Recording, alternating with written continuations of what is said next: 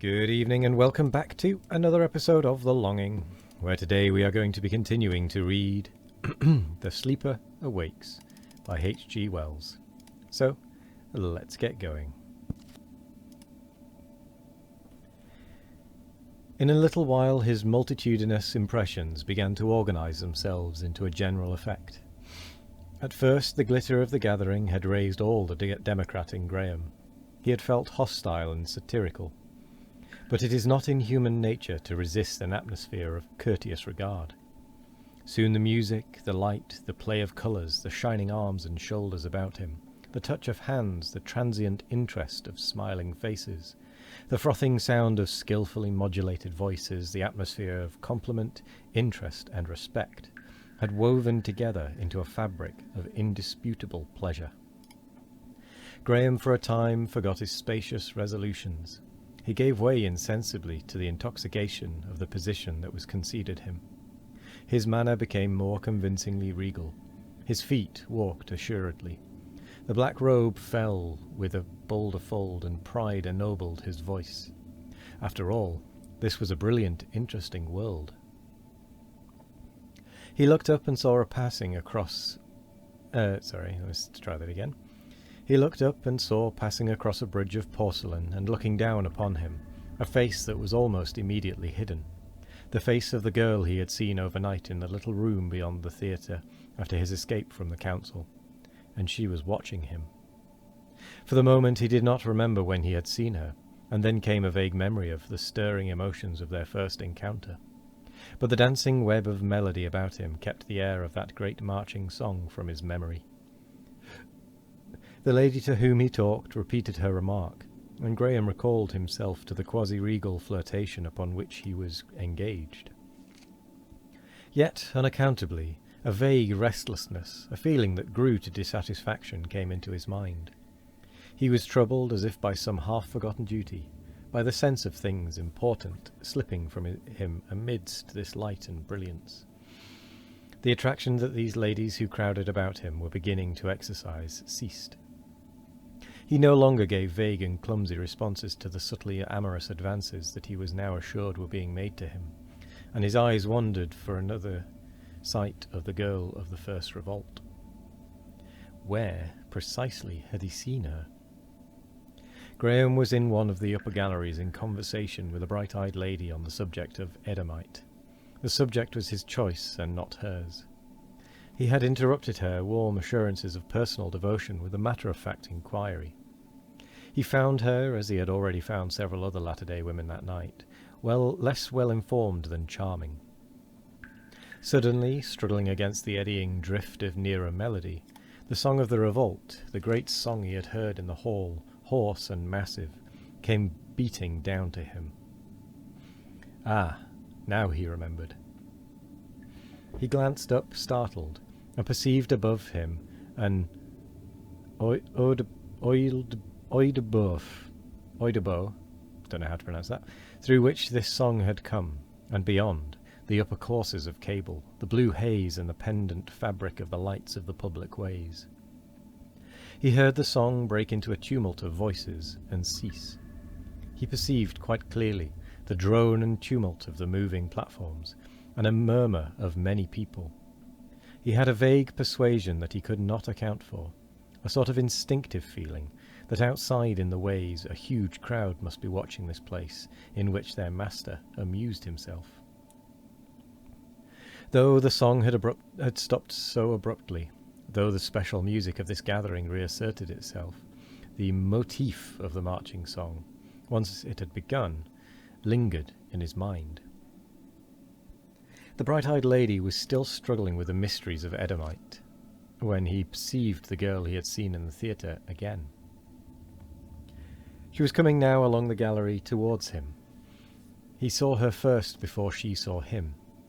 She was dressed in a faintly luminous grey. Her dark hair about her brows was like a cloud, and as he saw her, the cold light from the circular opening into the ways fell upon her downcast face. The lady in trouble about the Edomite saw the change in his expression, and grasped her opportunity to escape. "Would you care to know that girl, sire?" she asked boldly. She is Helen Wotton, a niece of Ostrog's. She knows a great many serious things. She is one of the most serious persons alive. I am sure you will like her." In another moment Graham was talking to the girl, and the bright-eyed lady had fluttered away. "I remember you quite well," said Graham. "You were in that little room, when all the people were singing and beating time with their feet, before I walked across the hall." Her momentary embarrassment passed. She looked up at him, and her face was steady. "It was wonderful," she said, hesitated, and spoke with a sudden effort. "All those people would have died for you, sire. Countless people did die for you that night." Her face glowed. She glanced swiftly aside to see that no other heard her words. Lincoln appeared some way off along the gallery, making his way through the press towards them. She saw him and turned to Graham, strangely eager, with a swift change to confidence and intimacy. "Sire," she said quickly, "I cannot tell you now and here, but the common people are very unhappy. They are oppressed. They are misgoverned. Do not forget the people who face death that you might live." "I know nothing," began Graham. "I cannot tell you now." Lincoln's face appeared close to them. He bowed an apology to the girl. "You find the New World amusing, sire?" asked Lincoln, with a smiling deference, and indicating the space and splendour of the gathering by one comprehensive gesture. "At any rate, you find it changed." "Yes," said Graham, "changed. And yet, after all, not so greatly changed." "Wait till you are in the air," said Lincoln. "The wind has fallen. Even now an aeroplane awaits you." The girl's attitude awaited dismissal. Graham glanced at her face, was on the verge of a question, found a warning in her expression, bowed to her, and turned to accompany Lincoln. Chapter 16. The Monoplane. The flying stages of London were collected together in an irregular crescent on the southern side of the river. They formed 3 groups of 2 each, and retained the names of ancient suburban hills or villages. They were named in order: Roehampton, Wimbledon Park, Streatham, Norwood, Blackheath, and Shooter's Hill. They were uniform structures, rising high above the general roof surfaces. Each was about 4,000 yards long and 1,000 broad, and constructed of the compound of aluminium and iron that had replaced iron in architecture. Their higher tiers formed an open-work of girders through which lifts and staircases ascended. The upper surface was a uniform expanse, with portions, the starting carriers, that could be raised and were then able to run on very slightly inclined rails to the end of the fabric. Graham went to the flying stages by the public ways. He was accompanied by Asano, his Japanese attendant. Lincoln was called away by Ostrog, who was busy with his administrative concerns. A strong guard of the Windvane police awaited the master outside the Windvane offices, and they cleared a space for him on the upper moving platform. His passage to the flying stages was unexpected. Nevertheless, a considerable crowd gathered and followed him to his destination. As he went along, he could hear the people shouting his name, and saw numberless men and women and children in blue come swarming up the staircases in the central path, gesticulating and shouting. He could not hear what they shouted. He was struck again by the evident existence of a vulgar dialect among the poor of the city. When at last he descended, his guards were immediately surrounded by a dense, excited crowd. Afterwards, it occurred to him that some had attempted to reach him with petitions. His guards cleared a passage for him with difficulty.